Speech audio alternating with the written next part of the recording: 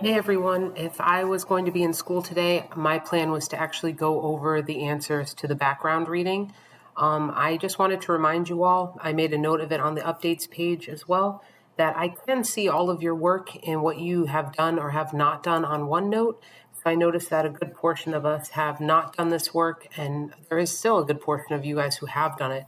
So I wanted to make sure that we at least have the answers to the background reading to make sure that we have an idea of what's happening here. If you have not done the work, please take these answers and make sure you put them into OneNote.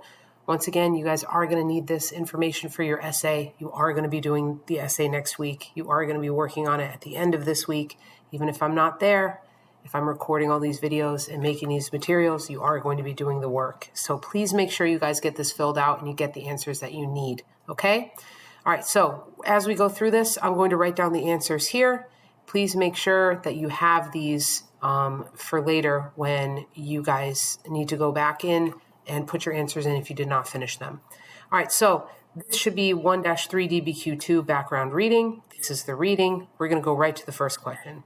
Who is the primary author of the Declaration of Independence? The answer is Thomas Jefferson. I said in the reading up here that Thomas Jefferson was the major writer. However, they did do some editing. They got rid of some of his ideas, but they left most of them in. So he is the primary author of the Declaration of Independence. What are the 4 parts of the Declaration of Independence? Those 4 parts are right here, and we can shorten them. So your answer should be an introduction. Sorry, you know how I am with spelling. An introduction.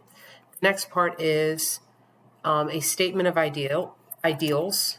So a statement of ideals. Then a long list of grievances. And then the actual Declaration of Independence. And that is when they actually say, like, we no longer are part of your country, we are declaring ourselves independent. All right. Sorry, guys, I should say of independence. Why is the second paragraph seen as such an important part of the Declaration? It says right here in the second paragraph of the Declaration of Independence, the Statement of Ideals, which we are focused on this mini-Q. In this paragraph, Jefferson said, we hold these truths to be self-evident, that all men are created equal, that they're endowed by the Creator with certain unalienable rights, that among these are life, liberty, and the pursuit of happiness, that to secure these rights, governments are instituted among men deriving their just powers from the consent of the governed, that whenever any form of government becomes destructive of these ends, it is the right of the people to alter or abolish it. You're going to keep going. You're going to say many historians would argue that this is the most important passage in the most important document in American history. Historians also agree that the exact meaning of key words and phrases is open to interpretation. Okay, so why is the second paragraph seen as such an important part of the Declaration? It is because it brings up the statement of ideals and because phrases are open to interpretation. Okay, so that means that people can take different meaning from those statements of ideals, and that helps us because this document was written hundreds of years ago. So hundreds of years have passed. We need to have things that are open to interpretation.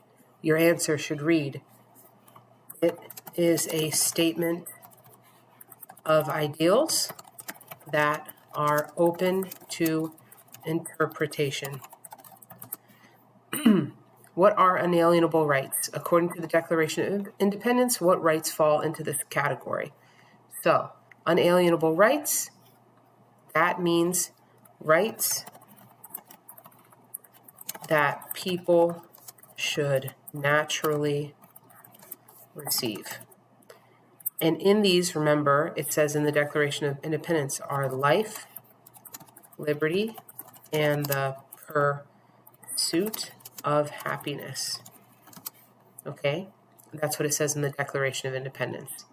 According to the Declaration of Independence, what is the purpose of government? We're going to go right back up here, and we're going to see what is the purpose of government. I see the word government there through a quick scan, and I'm going to read. Regardless of one's interpretation, these ideas provide the basis of our Constitution and government. They represent American ideals. That is, they reflect the full vision of what America should be. They are worthy of close inspection. So what does it say? What is the purpose of government? doesn't say it there, so let's go up here and see if we have any more about what the protection is of government here. Let's see. Here we go. That whenever any form of government becomes destructive of these ends, it is the right of the people to alter or abolish it. Okay, so a government should not destroy rights.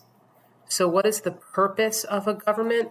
The purpose of a government is to protect people's rights, those unalienable rights.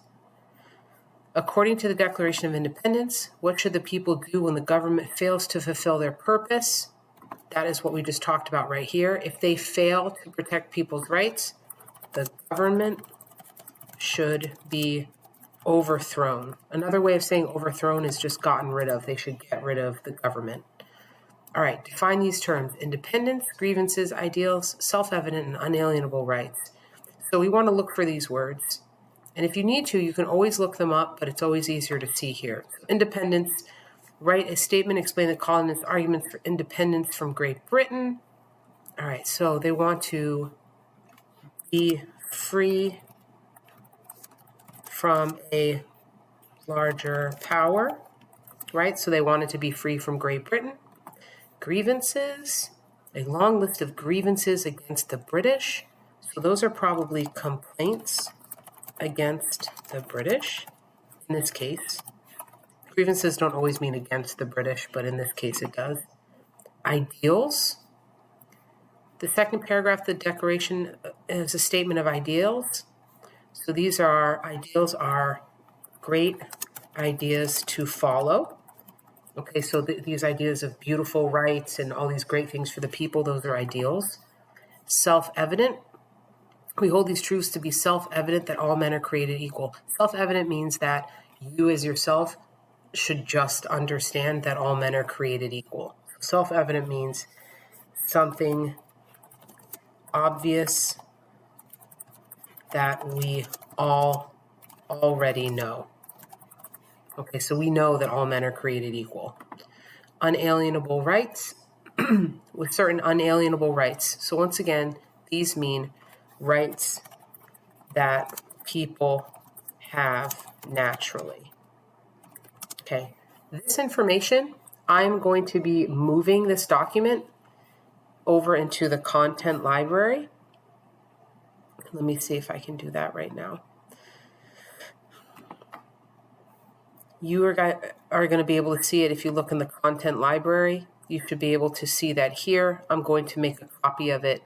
When you go onto your page, you're going to see your name, but above it, you should see content library. Please don't delete the information here. If you need it, you can copy it, but bear in mind that it might get deleted. So please make sure you are careful with that and you have all of this information where you need it. All right, and that should be all set. And we'll copy right there. All right, thanks guys.